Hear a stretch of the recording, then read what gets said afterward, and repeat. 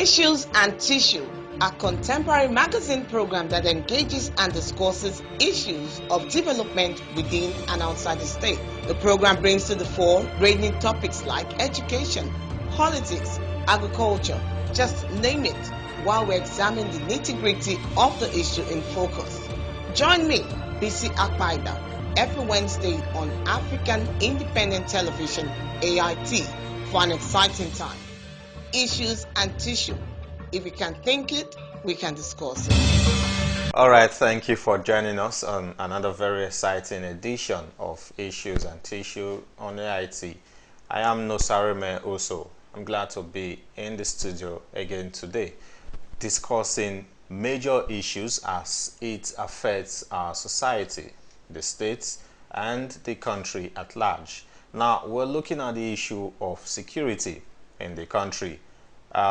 Recently, you would notice that security issues have taken the front burner in several discussions in different fora. Now, how is the government responding to the different security issues in our country? Day after day, we hear issues of kidnapping, bandits kidnapping school children, herdsmen attacking farmers in various communities, other little crimes taking place in different parts of the country. Now, the problem is the federal government continues to, assure the citizens that the security situation will be brought to the barest minimum. And it seems like the more they assure the citizens, the more crime increases in the country.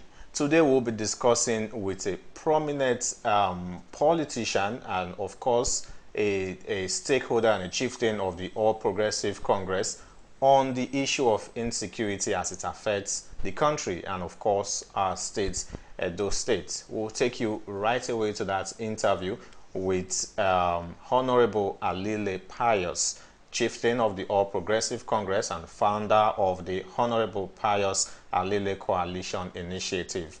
Don't go anywhere. This is Issues and Tissue on African Independent Television, AIT. Issues and Tissue. If we can think it, we can discuss it. Thank you for joining us today, sir. Can we meet you? Yes, my name is Honourable Pius Alile. I'm the founder of Honourable Pius Alile Coalition. I'm also a chieftain of the All Progressive Congress, APC. The Honourable Pius Alile Coalition Initiative. Let's start from there. What is the initiative about? What we do is we cite projects in various communities.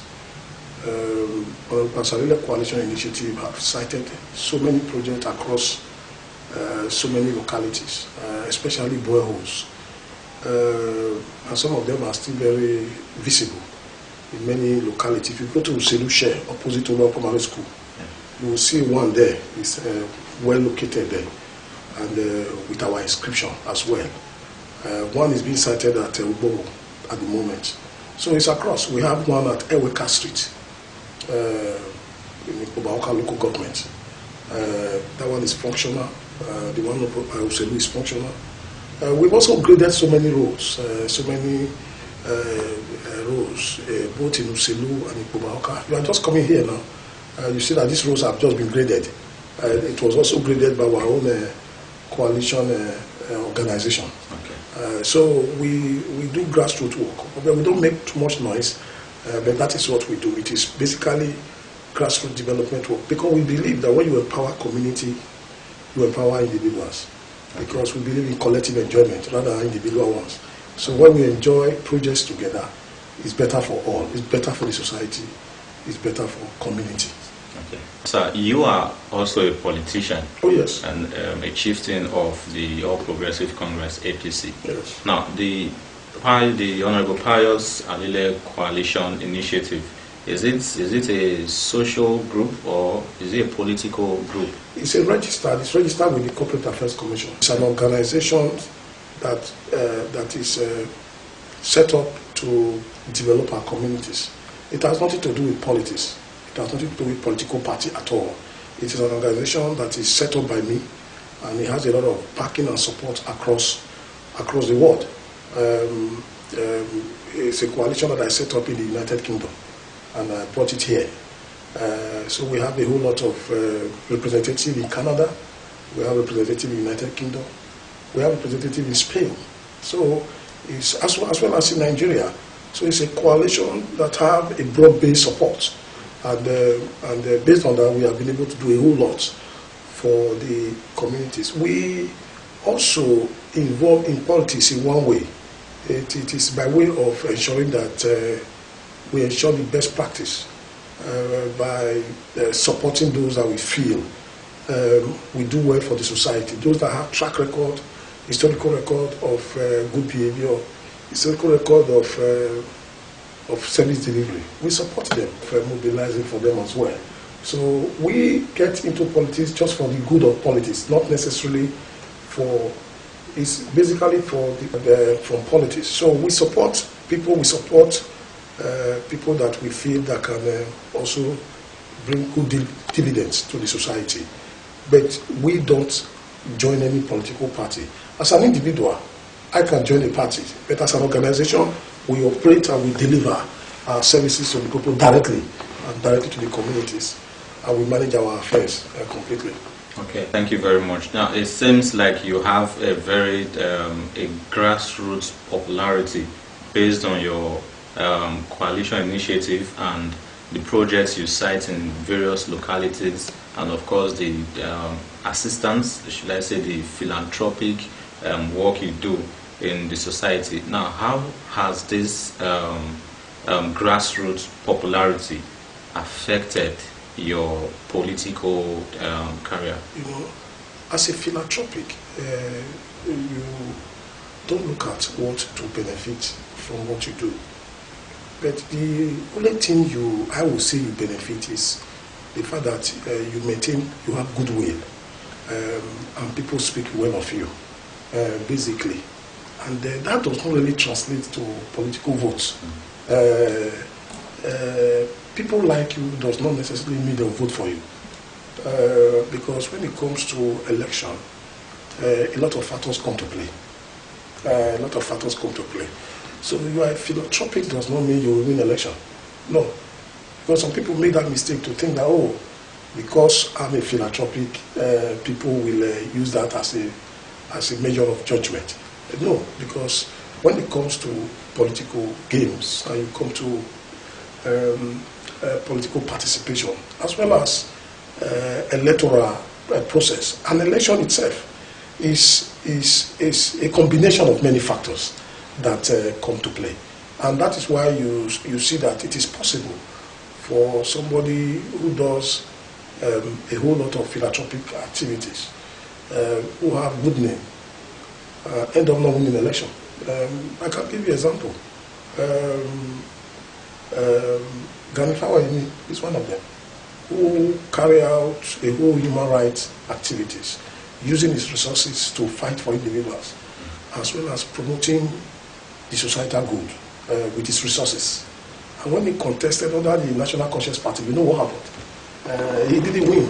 So it doesn't translate, honestly. But what you enjoy is goodwill, is the good name, and is what people will always say, and what people will always do by praying for you.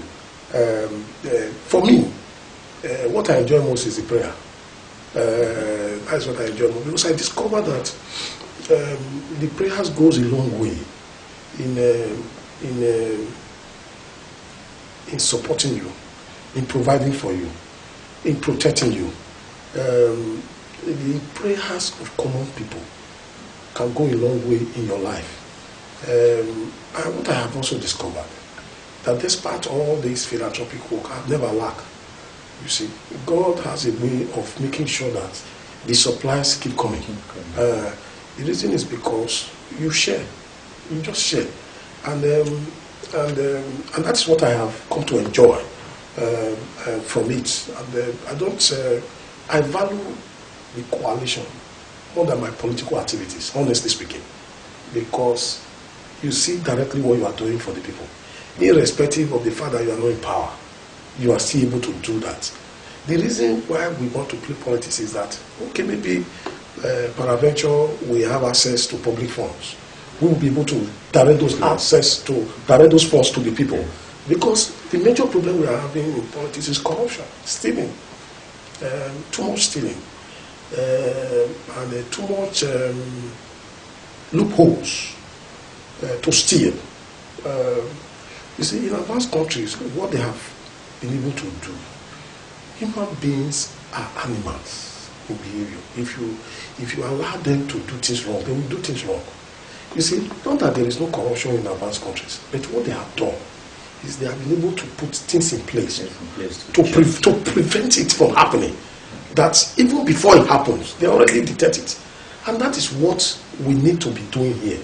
That if we leave system, we leave our purse, our public funds to the politicians to manage on behalf of the people without a commensurate institutions, instruments, as well as system and structure to detect when they misappropriate or when they fraudulently appropriate this money to themselves. Without those things in place, we will continue to have this corruption. Look, the judicial system will not be able to do it. People will forfeit their houses. That is not enough. Not curb it at all. It will not curb it, because some of them steal this money. They take this money outside the country. Some of them buy properties using somebody else's name. They do a whole lot of things to be able to hide those wealth. And some of these wealth are not being recovered. So the best way is to put structures in place, put system in place that will check. And that is why this treasury account, this TSA, that is why it is good. You see, it has gone a long way in curbing corruption, especially in public service. It has gone a long way, but it has not really. But that is one of the systems we are talking about. That is just one. But it's good, because the excesses, the extreme excesses of the public institutions, the civil service institutions, and the corruption that pervade those institutions was reduced at a particular time. But I still very much believe that more systems like that, more structures like that, will really, really help. Yes, it will help. Now, you have mentioned corruption in politics. Oh, yes. Now, you are a major player Yes. in the political terrain Yes. in the country, Yes. in those states, Yes. to be precise. Now, there is this belief among the public, the general populace, that most politicians are corrupt. Yeah. Now, what do you think about this popular belief? That is the system. The system must be refined. The structures must be put in place. Let me tell you one thing. It is not just about the politicians. It's about the system that is porous. Because you see people criticizing government, criticizing the government of the day. Tomorrow you give them the same opportunity, they do worse. You see, do you know why? It's the system. It's the system. Until we look at the system and put structures in place to detect, when people know that they will be caught, if not now, in the near future, they don't dare it. And that is what I've lived in Europe now for about 20 years. And I know what I'm talking about. That the difference is just that.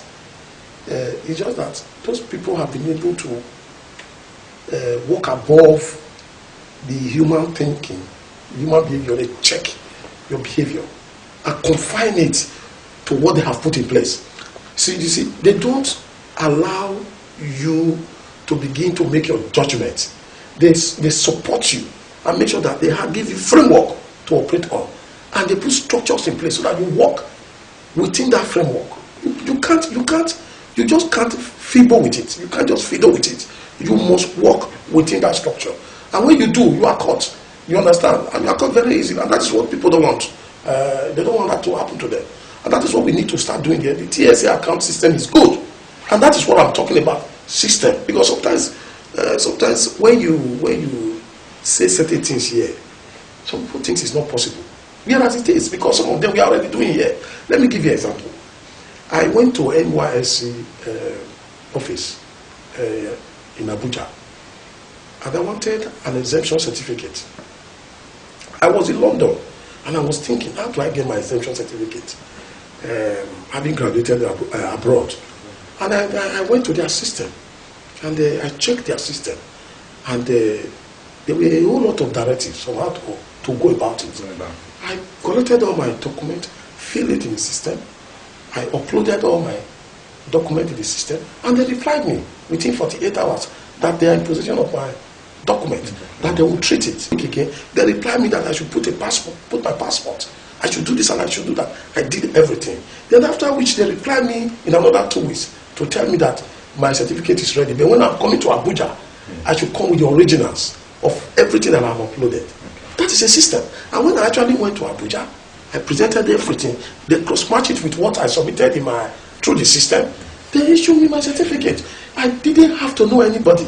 I didn't have to see anybody. That's a system. And sometimes you think, and I was telling the officer, I said, look, you see, this is a system we are talking about. So which means it's possible. So some of these things are already happening in Nigeria. It's just that we have not been able to entrench it across board. Some of these things are there already. And NYSC system, I am saying it in public now, I have experienced it personally. It's the kind of system we are talking about. So it's not, you don't need to know anybody, you don't need to know me, I don't need to know you. The requirements are there. When you fulfill the requirements, then you are issued whatever you are asking for. Issues and Tissue, a contemporary magazine program that engages and discusses issues of development within and outside the state. The program brings to the fore ranging topics like education, politics, agriculture, just name it, while we examine the nitty-gritty of the issue in focus. Join me, BC Akpaida, every Wednesday on African Independent Television, AIT, for an exciting time. Issues and Tissue. If we can think it, we can discuss it. The systems are in place already in the country. Yes, but in some aspect of, it's not all. Not all. Okay. Let me say, some of the systems are there. Yes. Not just the NYSC example you gave. Even the system is there to, be able to curb corruption in the country. Yes. The system is there to be able to look into security issues in the country. But it seems like these systems are not functioning properly. I will disagree with you that the systems are there for security. Security. We don't have a comprehensive security system here. Honestly speaking, the security we have here, they are not properly equipped. One, they are not equipped with the modern equipment, modern facilities of fighting crime. You understand? They don't have it. And that is why you are seeing all this criminality. Can you imagine a country where you still have people in the bush, kidnapping people, and they go and put them in the bush? Our security agencies don't even have anything to detect whether people are in that bush or to even locate and track. You heard last time how Americans came here to free their people. Yes. Do you know what they had? Surveillance equipment from America. They will know where you are. You understand? They have a different kind of facilities that they use in fighting crime. This is not the time to begin to recruit police and recruit army in thousands and in millions. No. It's equipment. Look at the whole of this Benin. You tell me you are in Benin. Tell me where you have one CCTV camera. One CCTV camera. In Benin, you say you are fighting crime. Which crime are you fighting? Something will happen in Ring Road now. At Ring Road. You won't be able to know who did it. Now, all these facilities, they are not beyond our financial capacity. They are not that we are so poor that we cannot afford CCTV camera. Yes. You look at a whole Benin. Somebody will be telling you, I am the chief security officer of the state, collecting 700 million every month. One CCTV camera in the whole state is not being able to install one. No control room for those CCTV cameras. Even if you don't even have CCTV camera, I'm talking about control room. These are the things I'm talking about. So you might have police here, Vigilante there. Do they have equipment to fight? But so I am telling you some of the reasons, some of the issues that we have. That is why these small boys are able to have a free day. You kidnap people, take them to the bush, collect millions. Criminalities have become business. Do you understand? Criminalities. You that is law abiding, you have become you are not a victim. The criminals are making millions and billions. It is a country where you see government paying kidnappers to free people. Is that a country you want to live?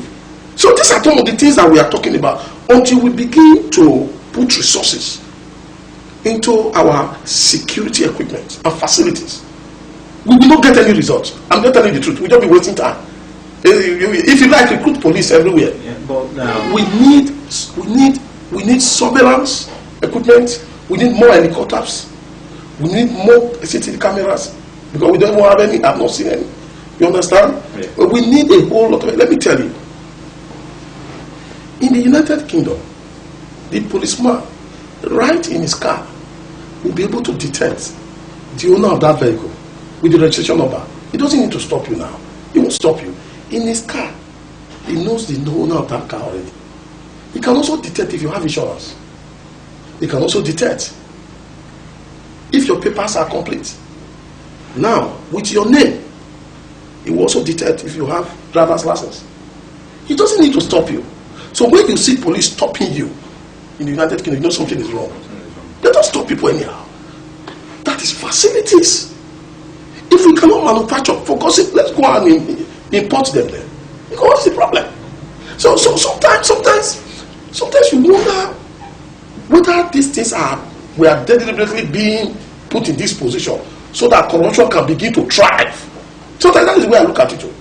If all these things are going well, if they are going well, I don't think those in position of authority will get money to eat. Because otherwise, what is the problem? What is the problem? So that is my take on that. So there is no security structure. You know something that you might have. There is no security. I've not seen anything that we have put in place. That I don't see what we have done that will give me the confidence to say that in a few years' time, the security situation in Nigeria will improve. I don't see it's not about prayer and fasting. It's the fact that I am not seeing anything that is being done. Don't you think the government is trying to build on the security personnel first before, planning to acquire some of these equipments you are talking about? Let me tell you, the security people we have, they need training on even modern equipment. But they have been getting this training. Where is the modern equipment? Where is the modern equipment now? Let me tell you, you cannot tell me that a policeman that have not been to a control room of how to monitor CCTV camera, many of them might not even be able to operate CCTV camera. All this is our training. You train them and you provide those facilities. You understand? Provide those facilities, because let me tell you what CCTV camera does. It detects crime. It prevents people from committing crime. You are in my compound now where thieves know that you have CCTV camera. They are afraid. Even this security wire that you see, they are afraid. It detects crime. It just detects crime. And it is not just about catching people when they commit crime. It is also about preventing it. Now, what have you done as a government to prevent crime and keep your city and your state safe? Because security is a function of psychology. It's a function of the mind. It's a function of the mind. You should feel safe when you are in your house. You should feel safe when you travel. A lot of people are afraid to travel by road now because they don't feel safe. Even though things are not going to happen from here to Lagos, but you already psychologically, you already know that things can happen because of the incessant and rampant kidnapping, rampant accident, so many things on the road. Don't you think getting training and police constabularies, bringing in the local vigilante to assist the other security outfits in the state, are those not ways of trying to improve on the security situation in the state? You see, because we are a lawless society, we bring people, local vigilante, without legal backing. Now, what power, what right as a local vigilante has to shoot somebody else? I'm asking you a question. What power has it to arrest somebody and detain that person. You cannot set up local vigilante without the enabling law, because the enabling law put checks and balances. By the time they start to abuse this their position, all of us will be crying, not knowing that they are not operating within any framework. You see, sometimes I wonder if we have God's brain, because we have a regular police, backed up by law, backed up by the Constitution of the Federal Republic of Nigeria. Yeah. Now, when you are setting up auxiliary security outfit, you must have your local legislation to back it up, so that we know what they can do and what they cannot do. So people are saying now, there is a debate going on that, oh, they should be carrying gun. Some say they shouldn't be carrying gun. Some say they should just be doing surveillance here and there. But some say, but the truth is, what are the legislations? What enabled them to carry arms? You see the problem? Which law in this country enables vigilante to carry arms? Okay, so the point I am making is that whatever you are setting up, because it is only the regular police that have the legal backing to carry out security activities in this country. Every other auxiliary security outfit must be backed up by law. We have the House of Assembly. You understand? They must come up with checks and balances, come up with framework, and the public should know what they are supposed to be doing and what they are not supposed to be doing. Do you understand? If they are assisting police, and to what extent are they assisting police? You understand? Yeah. So we must know. Personally, I don't know. Yes, it is true that they are. I see them when I'm traveling. I see some of these community vigilantes with guns. I see a lot of them. But the truth of the matter is that even me, I don't even know in the first place to what extent are they operating. Issues and Tissue, a contemporary magazine program that engages and discusses issues of development within and outside the state. The program brings to the fore ranging topics like education, politics, agriculture, just name it, while we examine the nitty-gritty of the issue in focus. Join me, BC Akpaida, every Wednesday on African Independent Television, AIT, for an exciting time. Issues and Tissue. If we can think it, we can discuss it.